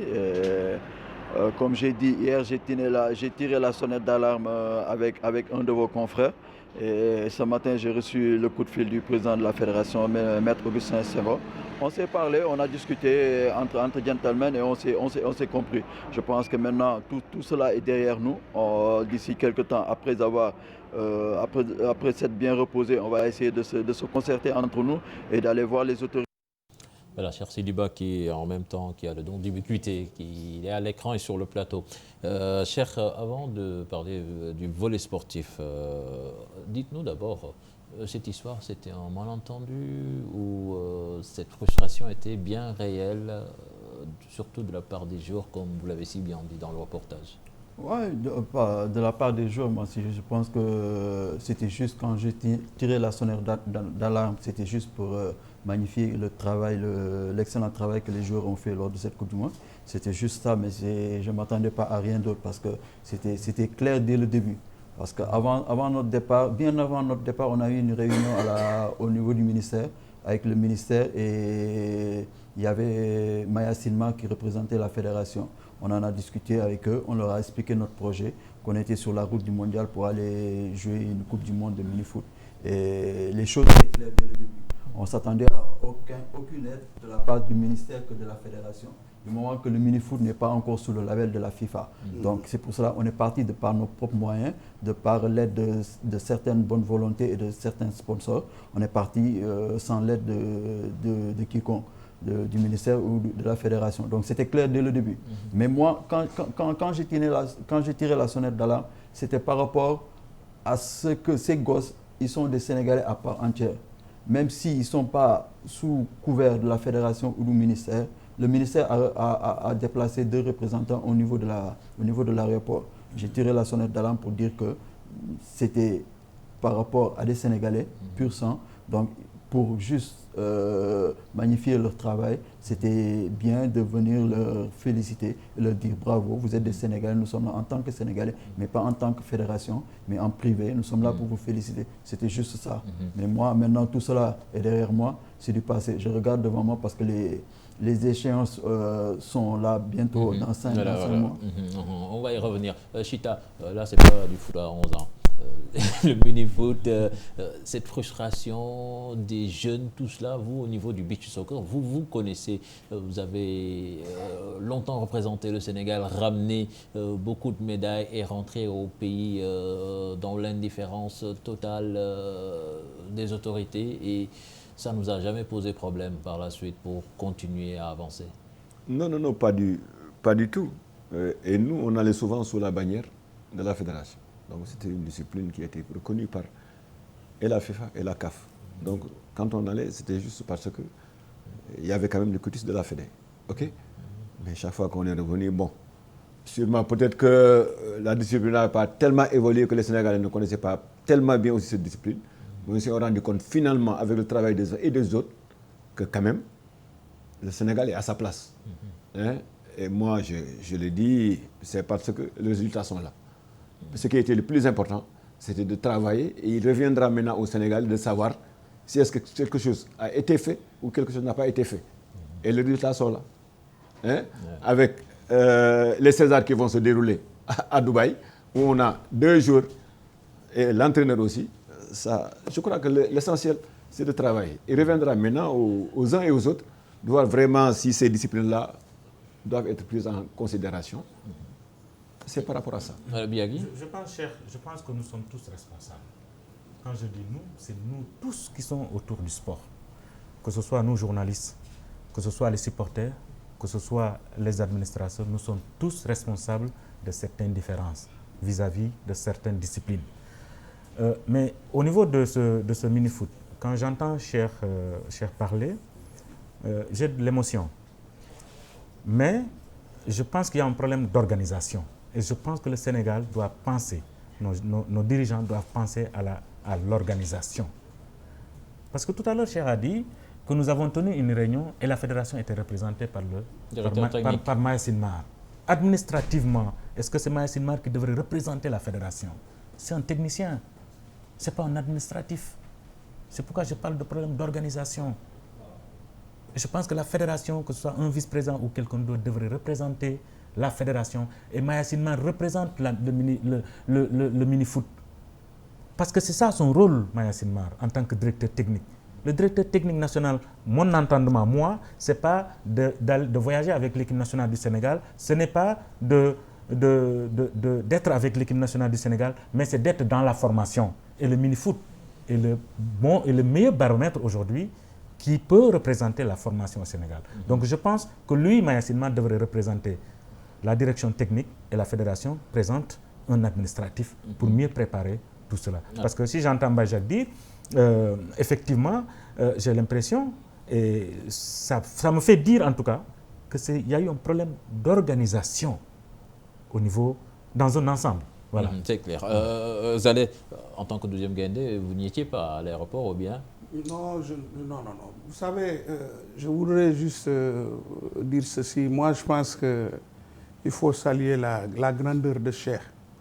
Parce que quand il dit que, voilà, j'avais tiré la sonnette d'alarme, ce n'était pas pour autre chose, c'était juste pour que les gens sachent que c'est des jeunes Sénégalais qui avaient voyagé, qui sont revenus couronnés de succès. Donc il voulait, voilà, c'est pas pour lui parce que lui, ce qu'il devait vivre dans le foot, il l'a déjà vécu. Donc il voulait juste qu'on pense à ces jeunes-là. Donc je pense qu'aussi du côté du ministère, ça doit être, comme Sambo l'a dit, peut-être un malentendu. Mais Cheikh a raison. Et comme l'a si bien confirmé Chita, je pense qu'il faut continuer à travailler. Parce que, vous savez, seul le travail peut vous donner tout ce dont vous avez besoin dans la vie. Nous sommes dans le domaine du sport. C'est une première pour Cheikh. On souhaite qu'il en ait d'autres, qu'il soit beaucoup plus couronné de succès pour revenir ici avec une Coupe du Monde, comme il l'a dit. C'est une première. Il y aura d'autres compétitions auxquelles ils vont participer. Maintenant, nous, à notre niveau, je pense que vous ne nous laisserez pas mentir quand même. Le 12e Gaindé a toujours répondu présent. Nous sommes l'une des rares composantes ici qui accueille toutes les disciplines qui reviennent de compétition. Et ça, vraiment, je pense que... Je me rappelle de Seydina du CNOS qui disait qu'à ce niveau, il faut qu'on récompense le 12e Gaindé pour vraiment sa présence souvent par rapport au retour des équipes. Mais, et puis nous aussi, on a un problème, cher, c'est que quand les gens reviennent, quand on ne nous informe pas, c'est un peu difficile. Donc nous sommes une composante dans le sport. Il faut que des fois aussi que les gens pensent à nous, que la presse nous donne les informations à temps. Ça nous permet nous aussi d'aller à l'aéroport. On a toujours été à l'aéroport. Je pense qu'on a toujours fait. Ça c'est vrai. Alors, cher, cette discipline, le mini-foot, pratiquement, c'est durant ce mondial que la majorité des Sénégalais en a entendu parler. Dites-nous d'abord, vous, où est-ce qu'est née votre passion pour cette discipline jusqu'à devenir entraîneur de l'équipe nationale du Sénégal? En fait, le mini-foot, c'est pratiquement une discipline qu'on joue pratiquement tous les jours ici au Sénégal. Et avec la naissance des terrains synthétiques, je pense que tout le monde joue au mini-foot. C'est pratiquement la même chose. Mais ce n'est pas encore développé ici au Sénégal par rapport aux pays européens, aux pays de l'Amérique latine, Brésil, États-Unis et tout ça. Et donc c'est sur un terrain de 40 sur 30. Donc 40 mètres, ça fait à peu près la moitié d'un terrain de football qui fait 45 mètres. Il y a juste 5 mètres de différence. Il y a 5 joueurs de champ et un gardien de but. On joue deux mi-temps de 25 minutes. Et comme au football classique, il y a des rentrées de touche, des sorties de touche et des corners. La seule différence, c'est qu'il n'y a pas les hors-jeux ne sont pas sifflés. Et donc, moi, le football, avant d'être un job, c'est juste une passion. J'ai joué au football classique, j'ai joué au beach soccer et maintenant c'est le mini-foot. Donc c'est juste une passion pour moi, avant tout. Et là, il y a eu un Sénégalais, Cheikh Mbacké Ndiaye, qui porte ce projet, qui s'est approché de moi et qui m'a demandé son aide pour que j'apporte mon expérience au niveau du mini-foot pour coacher l'équipe. J'ai dit, il n'y a aucun problème. Et là, on est parti une fois en Tunisie. On a assisté à un tournoi en prélude à la Coupe du Monde où il y avait beaucoup de nations qui étaient présentes. Et c'est là que j'ai appris beaucoup de choses. Arrivé ici, on a formé une équipe comme ça à la va-vite parce qu'il n'y avait pas assez de temps. Et comme je suis assidu au stade d'Embodio pour suivre le championnat local, c'est là-bas que j'ai puisé les joueurs qui donc ont ce formé. sont des joueurs du championnat? Oui, il y a beaucoup de joueurs. Il y a 5 ou 6 joueurs du championnat local qui étaient ma base d'ailleurs. Qui était ma base. Il y a un de Tenguet FC, Momo Sissé, qui était à Djambar. Il y a un de Gorée, Karifa Kamara, un de l'AS Douane, un de l'OS Ouakam. Donc ma base c'était ça. Parce qu'eux, ils avaient un vécu, ils avaient de l'expérience et physiquement ils étaient prêts. Du moment qu'on n'avait pas de temps de préparation. Et je me suis basé sur eux, je me suis reposé sur eux pour avoir une équipe solide. C'est là qui m'a facilité les choses. Et justement, comment est arrivé ce miracle? Vous avez cité tous ces pays étrangers très développés qui ont de l'avance dans la pratique de cette discipline. Vous formez même à la va-vite, vous venez vous composer votre équipe et paf, vous êtes médaillé de bronze à la Coupe du Monde. Oui, en fait, la différence, je pense, elle s'est faite au niveau de l'expérience. Parce que l'expérience qu'on a dans le football classique, dans le football à 11, ça aide beaucoup dans le football, dans le mini-football. Il faut savoir où se mettre sur le terrain et avoir des aptitudes techniques. Ça demande beaucoup de technicité. Et aussi, physiquement, il faut être prêt. Parce que ça n'arrête pas de courir de gauche à droite. Ça n'arrête pas de courir. Physiquement, si tu n'es pas prêt, tu ne peux pas tenir. Ce qui fait que les équipes européennes qui sont bien ancrées dans cette discipline, eux, pratiquement, elles ont 3 équipes prêtes, 3 équipes de 5. Et chaque fois, elles changent constamment. Et il y a une équipe qui rentre, qui fait 2 minutes à fond, elle sort, une autre rentre. Et nous, on était obligés, avec ces joueurs, avec ce groupe de 6 ou 7 joueurs, c'est eux qui ont fait pratiquement tout le tournoi. Tout le tournoi, sans arrêt. Et les autres, ils demandaient pourquoi le Sénégal ne fait jamais de changement. Là, parce que le problème est qu'on n'avait pas de profondeur de banc. Et pourquoi problème de moyens? Non, pas problème de moyens. Chaque équipe avait droit à 15 joueurs. Et nous, mais pourquoi vous n'avez pas amené 15 joueurs? Non, on a amené 15 joueurs. Ah bon? Mais le problème est qu'on n'avait pas de problème. On avait un problème de profondeur de banc. C'est-à-dire, sur le banc, on n'avait pas cette qualité nécessaire. Voilà. Cette qualité requise pour être au niveau. C'est ça qui nous a un peu pénalisé. Mais si on avait 3 groupes de joueurs de 5 qui étaient vraiment du même niveau, je pense qu'on pouvait dépasser cette 3e place mondiale. Voilà, donc cette 3e place mondiale, vous avez été éliminé par le Mexique, en demi-finale. Et vous avez également battu la France, une victoire qui a fait beaucoup plaisir aux Sénégalais. C'est toujours un plaisir de battre la France. Et alors, dites-nous, comment est-ce que, après avoir battu, je ne sais pas, cette équipe française, vous venez en demi-finale, vous faites sortir par le Mexique, ils étaient plus forts ou bien c'était cette histoire de profondeur de banc? Déjà en première mi-temps, on pouvait résumer le match. En première mi-temps, on les mène 1-0, on a la balle du 2e but et même la balle du 3e but. Mais malheureusement par manque de lucidité, par manque de concentration, les gosses ont vendangé les occasions. Et après, ça s'est retourné contre nous. Mais ils étaient au même niveau que le Mexique. Le Mexique ne nous a pas dominés durant tout le match, mais ils ont été plus réalistes. Et aussi, il y avait la fatigue. Parce que là, on a joué pratiquement, on était à 6 matchs en 8 jours. Et donc, les batteries étaient vides. Et là, il restait juste le job, comme on dit. Ils se sont battus avec les armes à la main. Et ils sont allés au-delà d'eux-mêmes. Et c'est pour cela que le Mexique a été plus réaliste. C'est pour cela qu'ils nous ont battus. Mais en match de classement, ils se sont ressaisis contre l'Espagne qui nous a battus en match de poule. Et vous avez pulvérisé pratiquement. On est 5-0. Voilà. Donc avec ce tournoi, vous avez gagné en expérience et certainement vous rectifiez, étoffez beaucoup plus en qualité votre banc de touche. Dites-nous, c'est quoi les perspectives pour cette équipe? Les perspectives, c'est venir ici, c'est mieux s'organiser. Déjà, essayer de mettre en place un comité un comité national provisoire.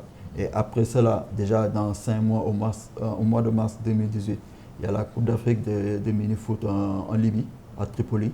Et en octobre 2018, il y aura la prochaine Coupe du Monde au Mexique. Et là, on va s'organiser, organiser un mini-championnat pour essayer de découvrir de nouveaux talents qui pourront amener de la qualité dans cette discipline, promouvoir cette discipline et la vulgariser. Comme ça, d'ici quelques années, je pense que d'ici 2 à 3 Coupes du Monde, on pourra prétendre au titre suprême. Voilà, merci cher. Une petite parenthèse. Après l'avoir félicité, je pense que le Sénégal, puisque nous n'avons pas d'infrastructure, la FIFA a bien fait de créer le mini-foot. Parce qu'aujourd'hui, vous allez dans les quartiers, il y a le mini-foot qui se joue au Sénégal. Je pense que le Sénégal peut bien s'illustrer dans cette discipline, puisqu'on n'a pas des infrastructures. Et les gosses jouent le mini-foot dans la rue. Allez-y à Rebeuss, à Médina, à Plateau, c'est du mini-foot. Voilà, donc c'est du mini-foot et on espère que le Sénégal va beaucoup engranger dans cette discipline. Pourquoi pas même régner sur le plan mondial avec Cheikh Sidiba. Merci et félicitations. Nous parlons à présent là c'est du foot à 11 chez les journalistes, le tournoi Presse Foot avec GFM qui a été sacré devant CNews. Au niveau de la régie, si vous avez les images, on peut les voir et c'est Mané, et pas Sadio, hein, Mané qui réussit le but salvateur sur penalty et c'est loin d'être étonnant, son héros étant spécialiste des buts sur penalty.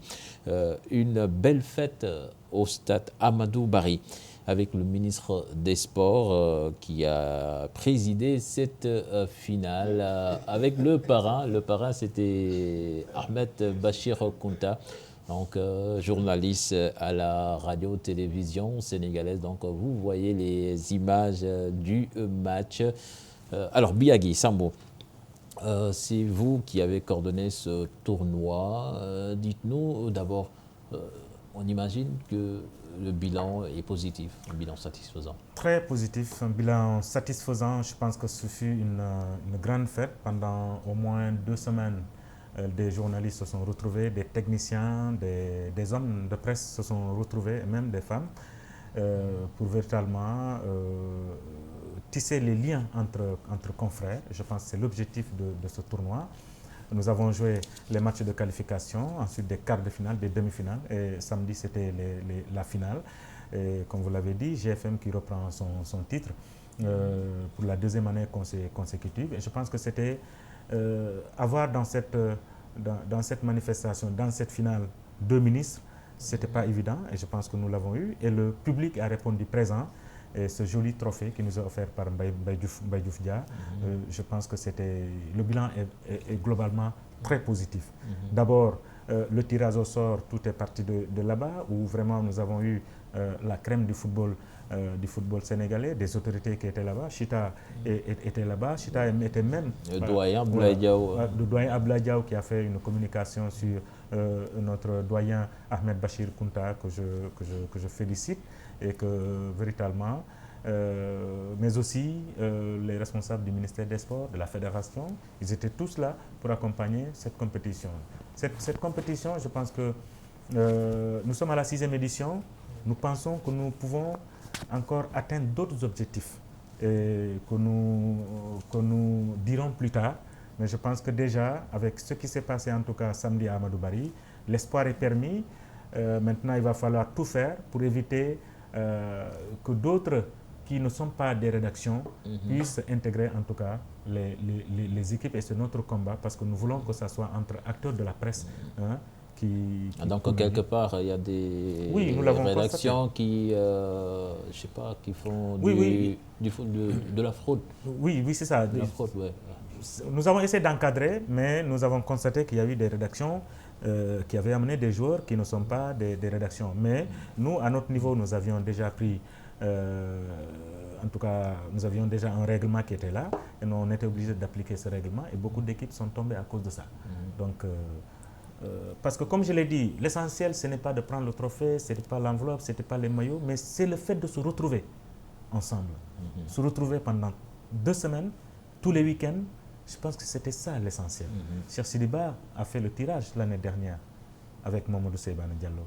Cette année, nous avons vu grand en ouvrant la chose, en parrainant, en dédiant le trophée, parce qu'en fait les parrains c'est le ministre de la Communication, le ministre des Sports, en dédiant le trophée à un confrère, à un doyen, qui aujourd'hui, qui pour nous, est pour nous en tout cas une source de motivation, modèle, qui doit inspirer aujourd'hui la jeune génération, surtout dans le domaine où nous sommes, qui est le sport. Donc vraiment, c'était positif. Je félicite GFM. J'encourage également CNews, véritablement, qui a été repêché, une équipe repêchée qui se retrouve en finale, comme c'était le cas avec le Danemark, avec le Portugal, entre autres.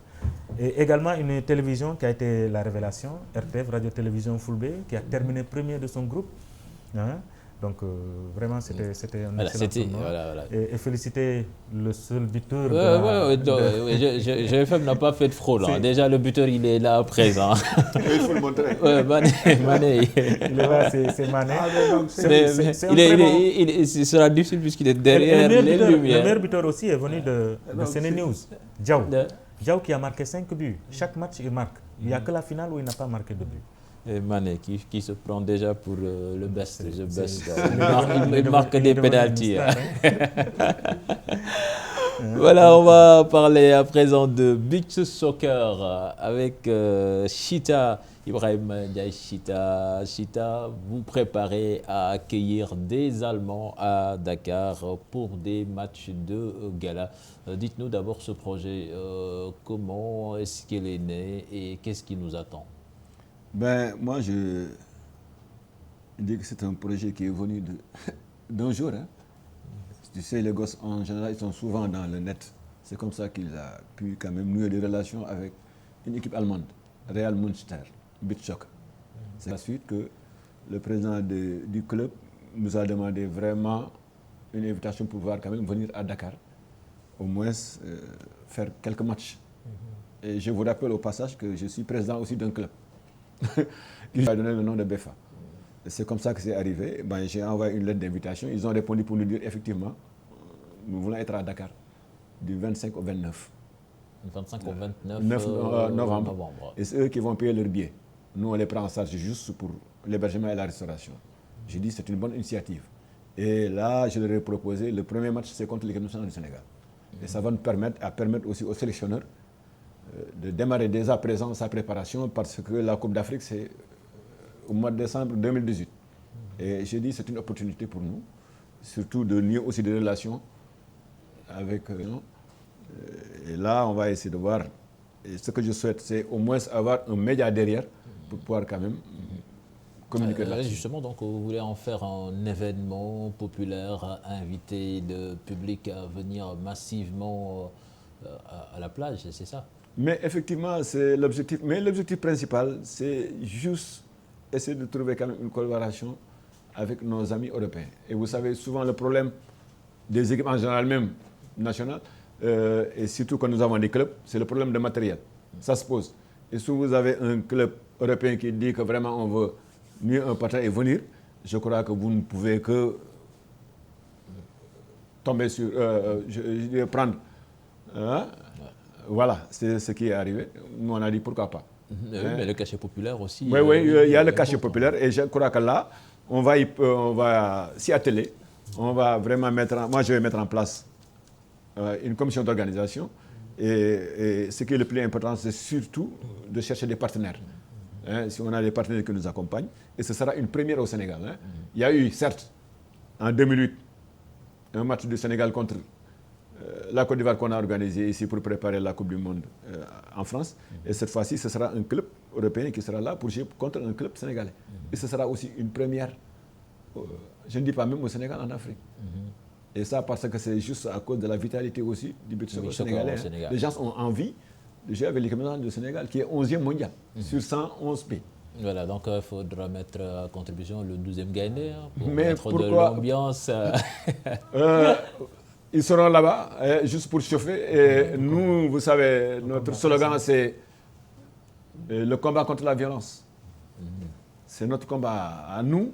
Et on est obligé d'impliquer les gars. Mais avant cela aussi, il y a une finale qu'on va jouer, aussi le 28, et qui sera parrainée et présidée par le ministre des Sports, qui est le parrain et qui va présider la finale. C'était juste un tournoi de pré-saison pour préparer le championnat de beach soccer aussi, qui va démarrer au mois de décembre. On travaille là-dessus avec la direction technique. Voilà l'information que j'ai voulu donner. Voilà. Je suis mieux maintenant sur le sable que sur le gazon. Sur le gazon. Merci, Président. Alors, le 12e Gaïndé, justement. Avant de vous laisser partir, vous allez vous aussi vous préparer un événement qui est le Gaïndé d'or.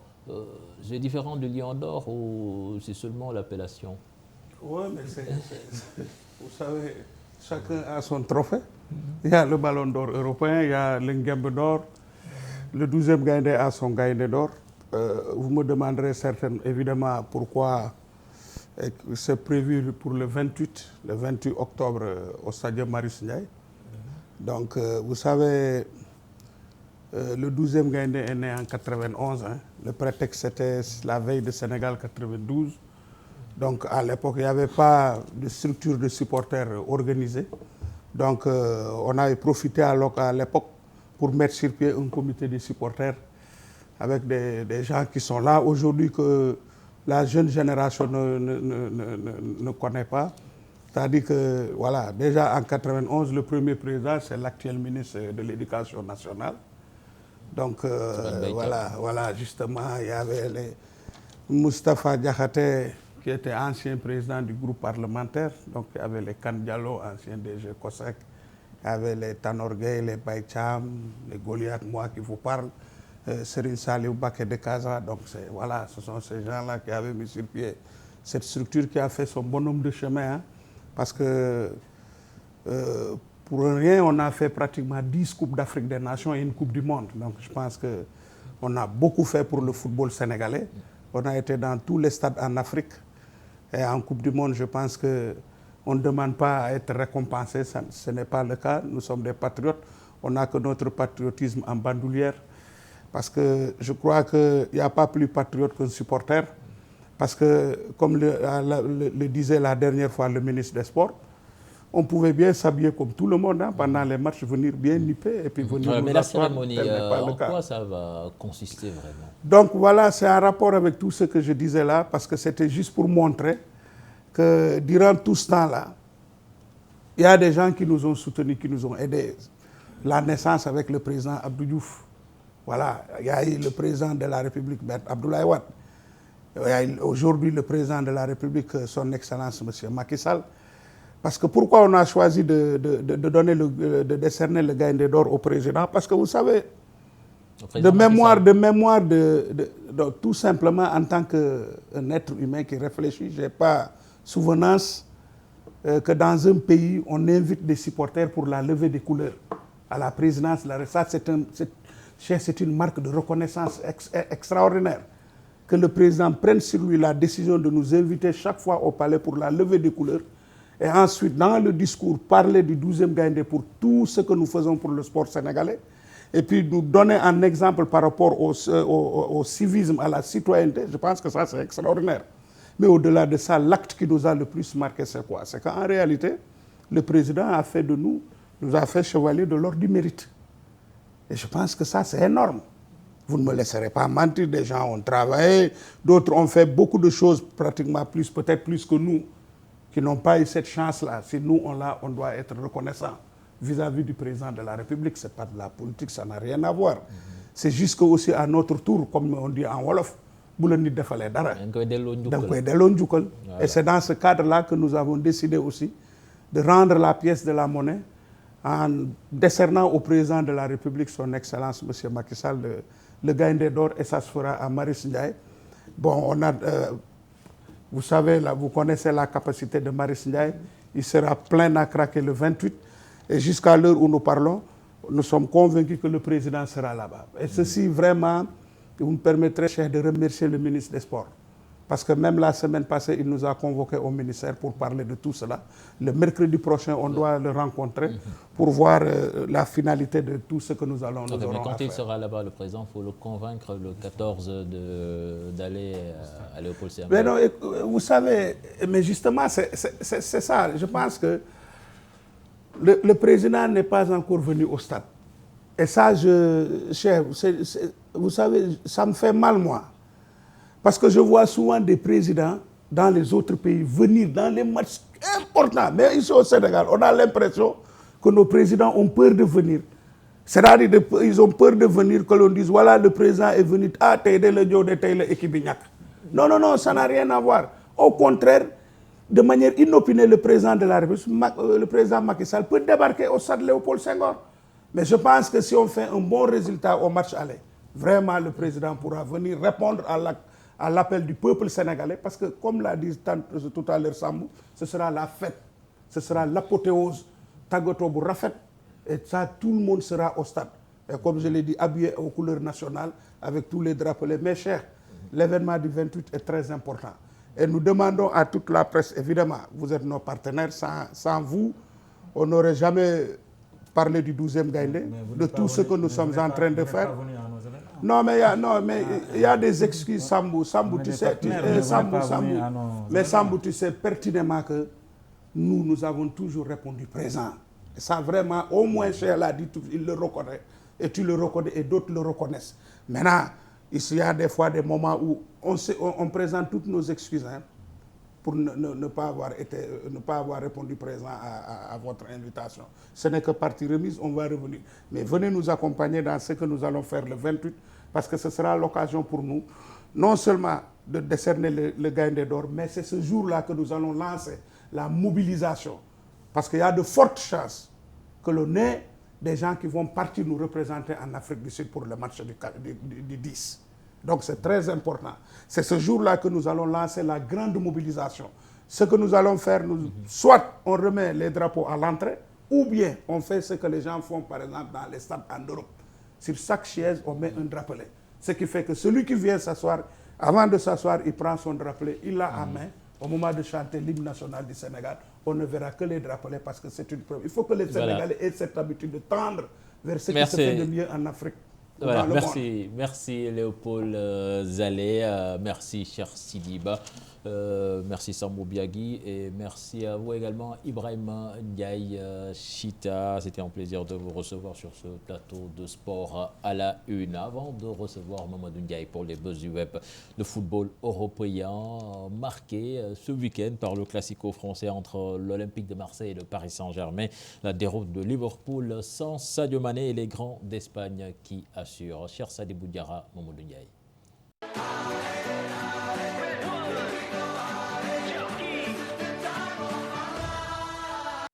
Le Paris Saint-Germain l'a échappé belle. Un coup franc in extremis d'Edison Cavani a permis au leader de décrocher le nul 2 buts partout lors du derby à rebondissement au stade Vélodrome face à l'Olympique de Marseille.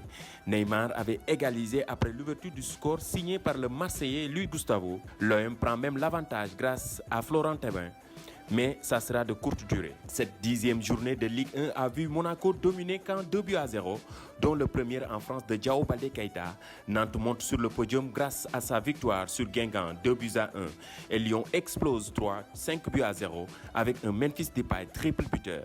Début, il y en a eu beaucoup lors de la 9e journée de la Premier League. Le leader Manchester City a battu Burnley 3-0, tandis que son dauphin Manchester United est tombé devant Huddersfield 2-1. La surprise de cette journée, dernier sur le podium, Tottenham s'est baladé face à Liverpool sur le score de 4-1, dont un doublé de Harry Kane. Dominé la semaine passée, Chelsea et Arsenal au pied du podium se sont bien repris ce week-end, surclassant respectivement Watford 4-2 et Everton 5-2. Les deux grands de la Bundesliga n'ont pas été aussi prolifiques lors de leur rencontre de la 9e journée. Le leader Borussia Dortmund s'est encore contenté de nul 2 buts partout face à Francfort. Le Bayern Munich, vainqueur de Hambourg 1-0 grâce à Tolisso, en a profité pour comptabiliser le même nombre de points que les Borossiens. Dans la Liga, FC Barcelone garde ses distances à l'issue de la 9e journée. Les Blaugrana ont pris le meilleur sur Malaga 2-0, signé Deulofeu et Iniesta. Porté par un Gonzalo Guedes de Gala, Valence a laminé FC Séville 4-0 pour rester deuxième du classement. Le Real de Madrid suit. Les merengues à domicile ont battu sans difficulté Eibar 3-0. Asensio et Marcelo ont fait la différence. L'Atlético Madrid est au pied du podium suite à sa victoire à Vigo 1-0 sur une réalisation du du Français Kevin Gamero. En Serie A, le choc de la 9e journée Naples-Inter s'est soldé par un nul blanc. Lazio de Ciro, immobile, double buteur, complète le podium après son succès devant Cagliari. L'ocre turinois, la Juventus 4e, a retrouvé le chemin de la victoire. L'Udinese en a fait les frais 6-2. La Roma est revenue de son déplacement au Torino de Maignan avec une victoire, 1-0.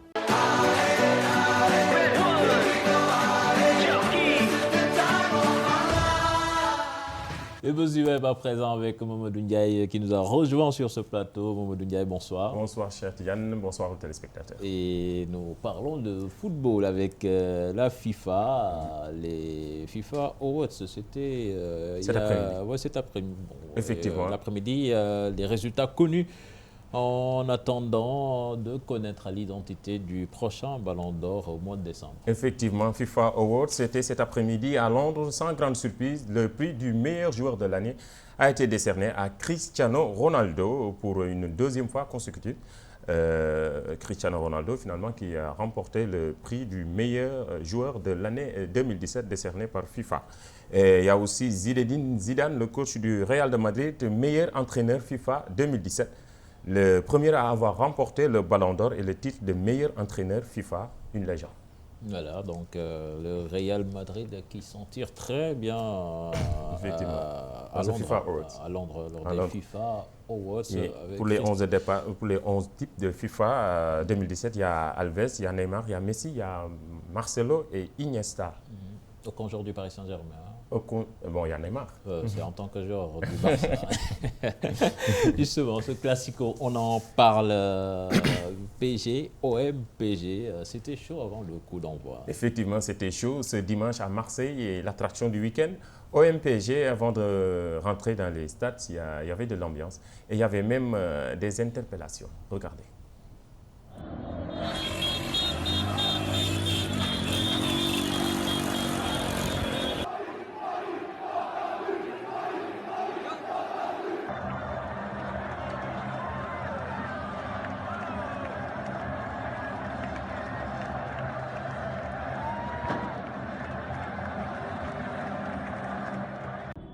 C'était chaud également sur la pelouse. Mamadou Ndiaye, pour son premier match, pour son premier classico, Neymar a vécu l'enfer au Vélodrome. Oui, il a vécu l'enfer. La star du Paris Saint-Germain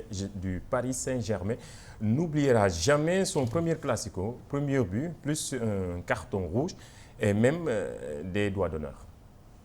En tout cas, c'était chaud pour lui.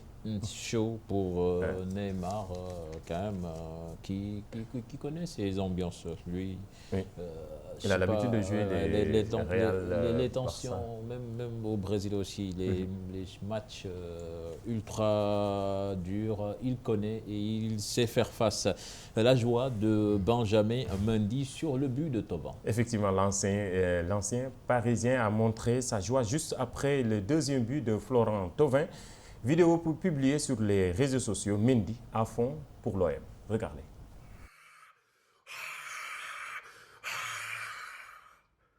Et merci Thauvin, hein?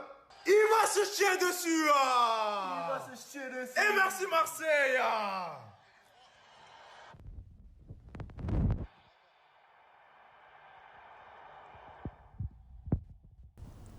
Voilà, Mendy qui s'est débiné après, puisque je pense qu'il a retiré la vidéo. Effectivement, il a retiré la vidéo parce qu'il a reçu beaucoup de critiques. Ça a créé même une polémique.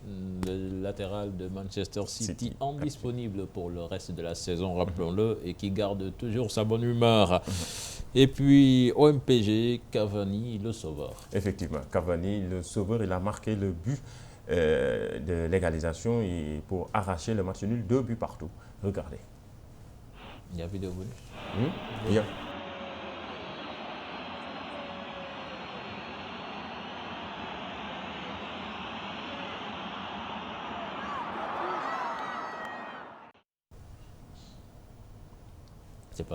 C'est pas normal.